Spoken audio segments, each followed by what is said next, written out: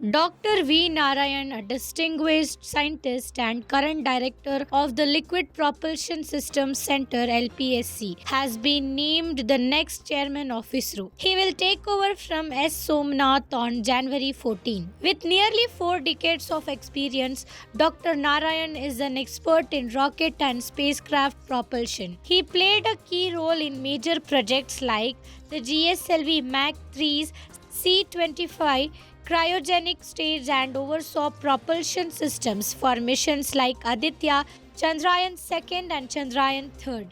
Under his leadership, LPSC delivered 183 propulsion systems for ISRO missions, including the PSLV's second and fourth stages. His contributions have earned him recognition like the IIT Kharagpur Silver Medal, the ASI Gold Medal, and the National Design Award. Dr. Narayan's vast expertise and leadership mark a new chapter for ISRO as it continues its ambitious space exploration journey.